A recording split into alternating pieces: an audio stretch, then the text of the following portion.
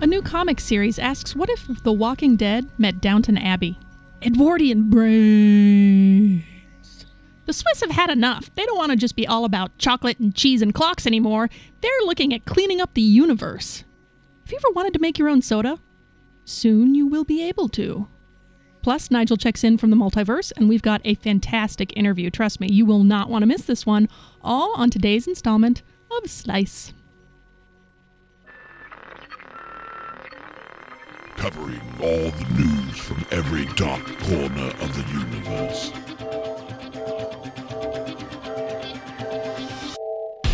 Warning, effects of time shifting may occur. This is Dr. Michio Kaku. I'm Peter Mayhew. This is Trisha Helfer, number 6 from Battlestar Galactica. Hi, this is Colin Ferguson with Sci-Fi Channel's Eureka, and you're listening to Slice of Sci-Fi. SliceofSciFi.com. And we are in a rabbit hole. I'm Michael R. Mennenga. I am proof that there's no kill switch for awesome. I am Brian Brown. I'm Sam Roberts. I have no tagline. And I stole Sam's tagline. I'm Tim Adamick. I'm here casting hex spells. I'm Padawan Noah. No joke, man. He messed up our technical mojo. All right, let's get some news then. Positions, everyone. And now, the news. Do it quick before Noah casts another spell. I know. So with Earth's orbit being cluttered by more and more space debris, as we hear in the multiverse news, we know most of it's from Sean from Edwards. So yeah, absolutely. It's all his fault. The Swiss have decided that it's time to call a cleaning service for outer space. Nice. It's about time somebody did. Yeah, so the Swiss Space Center at the Swiss Federal Institute for Technology in Lausanne, or EPFL, plan to launch a satellite called Clean Space 1 to clear orbiting space junk. Wow, that's original. Right? Yeah. The satellite will run the agency $11 million. The EPFL launch would come somewhere within 3 to 5 years, and its first tasks are to grab 2 Swiss satellites launched in 2009 and 2010. They should have called it Alice. Alice. That's good. That is a good one. So Rosie? They should call housekeeping. That would be even better. The U.S. Space Agency, NASA, says over 500,000, 500,000 pieces of spent rocket stages, broken satellites, and other debris are being tracked as they orbit Earth. Yes. Building the satellite means developing new technology to address 3 big problems, scientists say.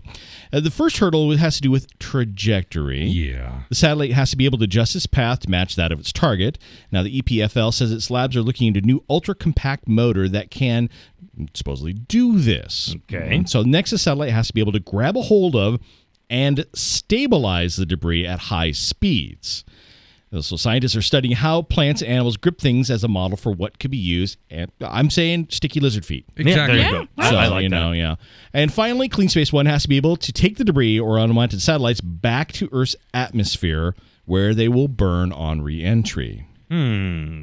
Actually, you just need to slow it so that it burns up. But some things are too big, so... and the other problem with that, too, is when you slow down and do a deorbit burn or something like that on these things, you have to worry about crossing trajectories for other things. Well, that's true. And then if you hit a random piece of garbage, now you've fractured that into maybe 10 or more pieces that are now moving in other odd trajectories. Even better! What they really should do is just figure out how to fling it out and deorbit the thing so it goes spinning off into... No, what they just need is a little ship up there with a guy and just destroy them like asteroids. Yeah, that's what I'm thinking. I was envisioning an orbiting recycling station myself. Yeah, there you go. Put in a little, crushes it down and packs in little cubes. They need Wally. There you go. Get waste management up there with the truck. Right. Vinny from New Jersey getting the extortion money. Yeah. Summit has tapped Dean Parisot, best known for directing Galaxy Quest, which I quite adored, to direct a sequel to Red. Oh, cool. Yes. Red saw Bruce Willis lead a cast that included Helen Mirren, John Malkovich, and Morgan Freeman, among others, as over-the-hill special ops agents forced out of retirement. The quartet is expected to return for the sequel, although they haven't yet signed a deal for it. Robert Schwenke, I love saying that, Schwenke, directed the first movie, which hit theaters in the fall of 2010 and grossed about $200 million worldwide. Wow. Yeah. Eric and John Hober wrote the script for the first installment, and penned the sequel. I have high hopes. Yeah, I have high hopes, cool. but it's going to, unless they figure out how to revive Morgan Freeman's character. Right, I don't know how he's coming back. Oh, I just I want him back in there, though. Flashbacks? Yeah, flashbacks, maybe. Maybe. Who knows? You know, as long as they have the alternative Thermian soundtrack, I'm there. That's fantastic. Maybe twin brother. There we They go. need to cast Enrico Colantoni in Red. yeah, there you and have a little bit of Galaxy Quest crossover. That would be hilarious, actually. That'd be great. Oh, are you looking for something different to give the person who has everything? Yes, that would be me. How about a bottle of soda that is unique and made just for them? Jones Cola? No. Made specifically for them. You make it and it's for them. You label it. Okay. U Flavor is offering customers the opportunity to create their own labels and later this year their own drink flavors. It's flavored like me. Yeah, what an unfortunate I'm idea. drinking Tim Adamek. That's not appealing. It tastes like tears and liver. Good one. You can surf on over to the U-Flavor site and see some or buy some of the flavors they currently have that people have created. Steve, Tom, Frank. No, here's one. Jack-Ola. Okay, it's blue. Speaking of unfortunate names. It's blueberry, cane sugar, ginger, and mango. Or you can have the melted brownie, which is cane sugar, coffee, energy, nutmeg, and vanilla. Where's the Merkin Mist? That's what I want to They know. probably will do one. We'll build that for you, Mike. That's the one I'm So gonna if any of these tickle your taste buds, you can purchase them and stick your own label on the bottle. Now, U-Flavor promises that all users will be able to concoct their own beverage later on this year and adds plans to install several U-Flavoring vending machines all over the country. And, of course, we'll include a link on our Slice of Sci-Fi website. In case you just want to know, it's uflavor.com right there. Sure, why not? But I want to know what our flavors would be. All right, one more quick, really one. Real All right. quick. For weeks, rumors of the Red Skull being part of this summer's highly anticipated blockbuster, The Avengers, has swirled on the net. They were just rumors. Special effects supervisor really? Chris Wells Yeah. confirmed last week that the Red Skull is not part of the movie. However, he says that Bummer. fans won't miss the skull when they check out The Avengers in just a few weeks. There's nothing small in this movie, he says, adding that fans who didn't like how certain characters were treated in previous Marvel films will find a lot to like in The Avengers, especially the Hulk. They let the Hulk be Hulk, and that's great. He acts more like comic book Hulk. It's fun. My biggest Cool. problem with every single superhero movie is I don't think the payoff ever matches the build-up. This one definitely does. All righty. Don't be a liar, Chris Wells. Yeah. Let's get into some other news. Shuttle pod, go for landing. All systems are 5 by 5. Hello, this is Nigel Blackwood in the hangar bay of the new Multiverse New Starship. Right now we're waiting for our shuttlecraft to arrive with some friends. Until then, we have a little bit of news. First off, congratulations to Clone 13. I wonder how he does that. He has just purchased the Nighttime Studios, and while he'll still be producing the nighttime news for the multiverse, he's going to be branching out on his own, creating some new material. This new acquisition for him gives us the capital to finally pay off enough of our debts and get enough parts for us to start this new launch. Congratulations, Clone. Congratulations. Attention. Shuttle pod now arriving at cargo bay 6. In other surprising news, the FTL Starship has just made the Kessel run in a record 9.2 parsecs. Looks as if Lance Neutron made this new record, flying his ship in reverse. That's very impressive. Congratulations, Lance Neutron. Well, it looks like the shuttle has arrived. Here comes our old pal Skiznot. We've not seen him for quite some time. Skiznot, would you like to say something to the Skiznot? Well, that was odd. He didn't say a word. And returning to the ship is our good friend Shane from Sydney, Australia. Welcome aboard, Shane. G'day, Nigel. Sorry everyone has to take the shuttlecraft, but our transporter system won't be online for a couple of weeks. Thanks for having me on board again, Nigel. What's up with Skiznot? That was pretty rude. You know, Shane, I don't know. Ever since he went on that assignment with Sweetleaf, he hasn't been the same. Well, I need to have a chat with Skiznot later on. I actually have a nice, safe assignment for him for next week. So what do you think of the new ship? I think we'll give Lance Neutron a run for his money, wouldn't you say? She looks amazing. Well, we're really thankful for you to come along and help us out, and I'm really excited you could be part of the new launch. Nigel, mate, I'm glad to help. Attention, launch crew. A shuttle pod is now available at Cargo 6. Well, it's about time I wrap up the news. Then after that, maybe we can have a drink in the new tin forward. What do you say? Ready and raring to go. All right, well, let's take it back now to the Draco Vista Studios. So how was the ride up here? Did you have any problems?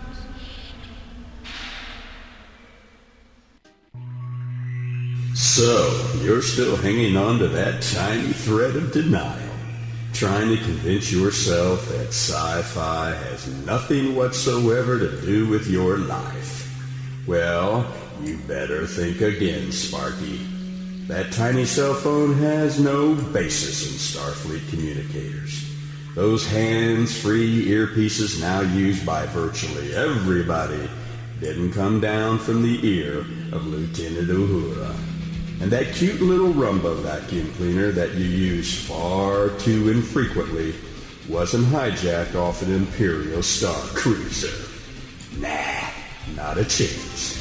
Because if it were true, then you would be forced to turn on that Flash Gordon-inspired box on your desk called a computer and listen to SliceOfSciFi.com, the podcast and XM satellite radio show that will turn your sci-fi into reality.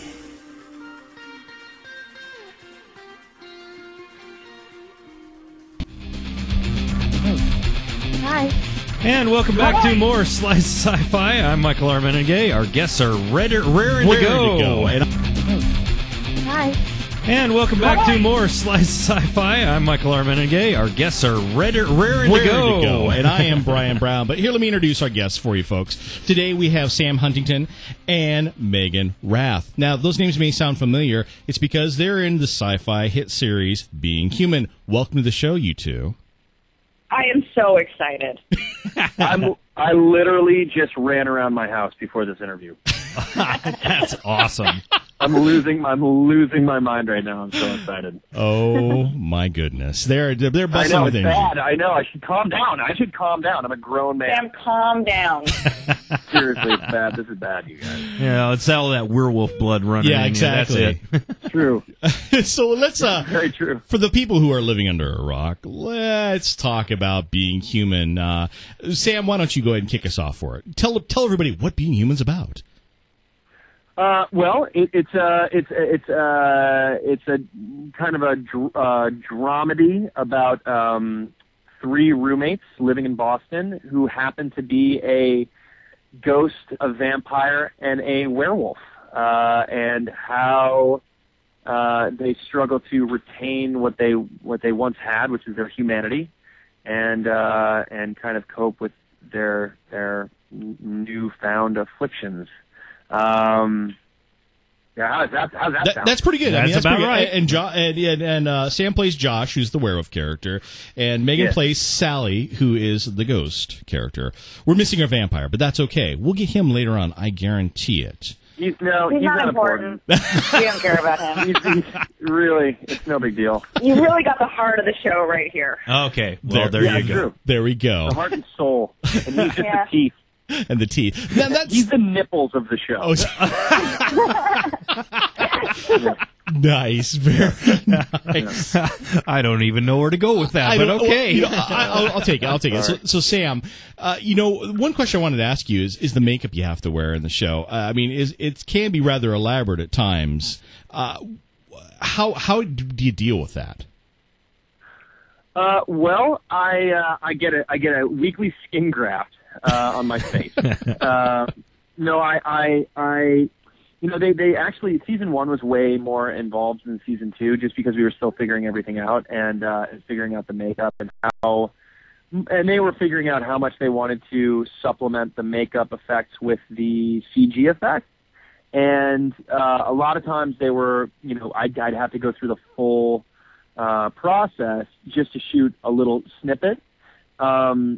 And I think they realized in season 2 that not only was that, crazy, but that they could supplement a lot more with CG, and they do it really successfully. And also they also realized that, when I do go through, it's very expensive for them to lose me when I'm playing Josh the human being for like 6 hours. You know, if they Right. need me on a day, it's really like, you know, it doesn't make any sense for them to lose me for so long. So now they've streamlined it quite a bit, and it's a lot more manageable for me. And I think it benefits the show ultimately. So it's good. But yeah, those days where you do have to get the makeup, because they still happen, you know, regardless of the CG, they still happen, are really, really crummy. Yeah, I can only imagine. So you just hard, and you know, they're cool because they look so cool at the end of the day that, you know, it's so effective, but they're just really long. And I get really tired. I bet. Well, I have to dive into the meat of this conversation, because I got to ask you if you've actually had a chance to watch the original, the British version of your show yet. Yeah, let's ask Sally that, you know, because I'm sure you had to do some research into, you know, because it's already out there, and here you guys are kind of following that footsteps. So did you watch a lot of the British one? Wait, before you start, the good news is you picked the right person to dive into the meat. There you go. I'm a meat diver. Meat diver. Okay, moving on from that. All right, I can touch that one. Go ahead, Megan. Yeah, we actually, all of us made the conscious decision not to watch the British version while we started. We kind of wanted to go into it fresh without being influenced by what they were doing, especially because their show had such a cult following and people loved it and were so loyal that we really just wanted to go in and with the ability to bring ourselves to it and create these new characters. Since then, I've watched the entire series and I just love it. So I felt like after the first season, we were safe to go in and watch it because we had established our show as something different. I agree with that, because yeah. the first season, you really followed the original very closely and then started to diverge. And I really liked where you guys started to diverge at. I even said that on this show here, that I love the original. I'm with you, that the original is awesome, but your guys, what you're doing is also very cool. Well, thank you. Thank you. How about you, Sam? Did you also go back and watch it? Yeah. I haven't watched all of it yet, but I've watched quite a lot of it, and have a tremendous amount of respect for the material itself, and, you know, just the show itself, and for the actors. I think the guy who plays the werewolf on the show, or did actually, he's gone now. Not on the show anymore. Yeah, you're not as whiny as George. That's really nice. You know, it's true. I've read a lot of stuff this year where people are like, "Josh is a dick." So I'm a little bit like, I am? Like, I don't know. So I don't know if that's necessarily the case, but I kind of like it. Boy, I'm actually on board. Like it too. I'm actually on board with where you've taken Josh, because I kind of like it. George was annoying at times because he just whine. Yeah. Well, you know, I can't really comment on that. I just think, you know, I got really lost in Russell Tovey's performance. I thought he was so natural, and you know, I you know, both with Josh and George, I think they're flawed, and they you know, that's kind of in their nature, and that's what makes them interesting. So maybe being, you know, as you say, whiny is part of George's makeup. Yeah. Very human flaw. Definitely. And Josh being a dick is part of his flaw. So anyway, well, let's talk a little bit about where you've taken this, and where you think that well, not where you think, but where you know this show is going, and how it's going to diverge even further. Yeah, Megan, well, I mean, if you've been watching season 2, it's entirely different. Yes. It's a completely new show from the British one. Our writers haven't seen the second season of the UK show, so we've really gone on our own path, and the season is quite different than the first one in the sense that it's much darker, and I think, you know, we're all kind of, the three of us have become, in a sense, almost self-absorbed, because we've fallen off the deep end with our issues, because as we try to become more human, we are falling into temptation and we become desperate to make that connection, and it ends up that we become more monstrous. And it's kind of a vicious cycle. The more you indulge, the more it consumes you. Wow, that is really good. I'm very happy that you guys are diverging too, because I think that sets your own path, and then you can stand alone. You can say, yeah, we're based off this, but we go our own way. Yep. Yeah.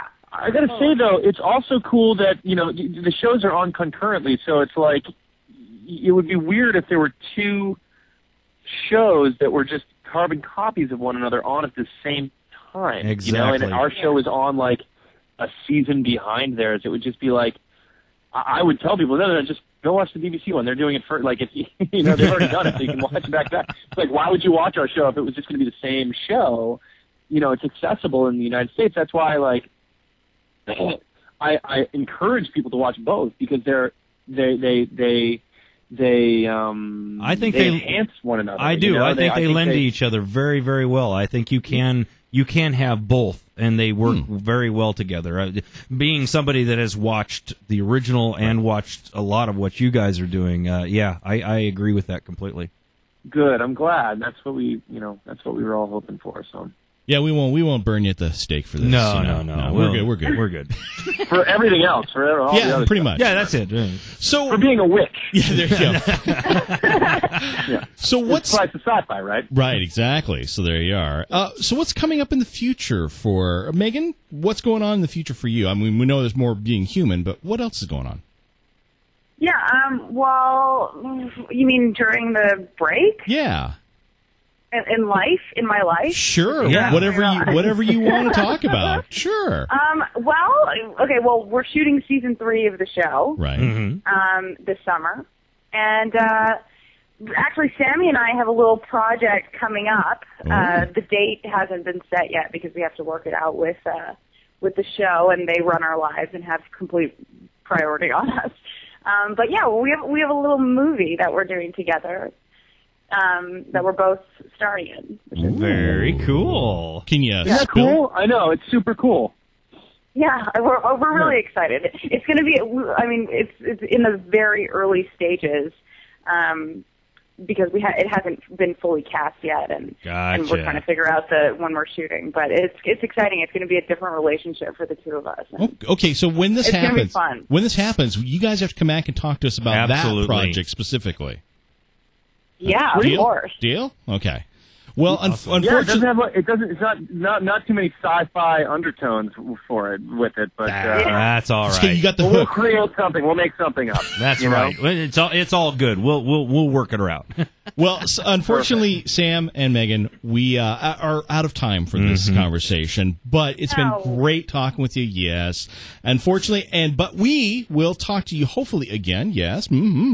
Oh, yes. Oh, you will. There you go. Sooner than you know.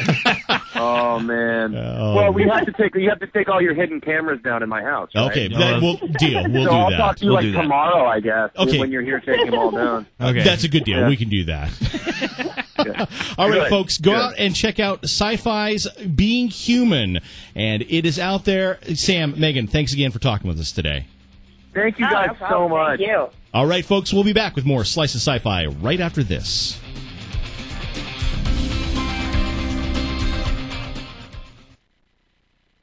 Coming to Halogen this April. It's the longest-running war in Africa. Children are being forced to kill other children. And 6 young volunteers are doing what they can to bring it to an end. I need to be working for something that is bigger than all of us combined. They've put their lives on hold. You work for free, you live out of a van. And taken to the open road. It's taxing at times. I know I'm here for a reason. Join them on their unforgettable quest. The amount of money we need to raise has real consequences in people's lives if we don't. Roadworthy, the Invisible Children Tour. This April, exclusively on Halogen. Performing analysis. Hey, Slicer, Sean Merrill with more news from Flight Test Land. Rocket Edition. The zombies are coming. No, not the flesh-eating kind. The zombie rocket. The zombie rocket is a test bed for precision launch and landing of rocket systems. These will be essential for SpaceX's next-generation Dragon capsule, which they intend to have land without the use of parachutes at specified locations, generally the place where it took off from. On that same note, SpaceX has tested out their newest Draco rocket engine, which will be used for launch abort on the next-generation Dragon and will allow it to precision land at known locations. And finally, the last Minuteman missile rocket motor has been fired and tested as a test of the last production lot. Minuteman missile, for those who don't know, is a ballistic missile used to carry, well, things that make a lot of things go boom. Sean from Edwards out. I like Sean's co-host. I do like Right? the co-host. That's adorable. That's Birds, awesome. babies, saxophone music. Next time's going to be baboons. I hope so. The soundtrack behind Sean's reports are as interesting as Sean's reports, I think. Sometimes more than, yes, actually. More than interesting. Zing, Sean, zing. Ouch, that's not nice. I'm not a nice person. We know this. We've all agreed on that. Alrighty. Yes. Well, anyway, that is going to do it for the shows. Yeah, it pretty much does, doesn't it? Wow. Yeah. Really? Can you believe it? Yeah. It was really fast. Okay. Awesome interview with the Being Human folks. So They're very, very fun cool. people. that was way cool. Go out and check out the show because it is. It's got Season really, 2 changes quite a bit. It really stepped up this last season, so it's good stuff. And, Yeah, definitely. Yeah, why not? Yeah, give him why a shot. I mean, if you've gone through everything else, hey, why not? Exactly. I mean, there's so little on TV right now. I mean, we can go there. We're not even going to go there because there's just so much. Oh, you know the numbers, 206-339-TREK. That's 206-339-8735 if you would like to contribute something this week to the listener feedback show, which happens in a couple days. Go to Facebook and like us and watch us on YouTube. You can watch this show. Thank you so much, folks. We'll be back again soon.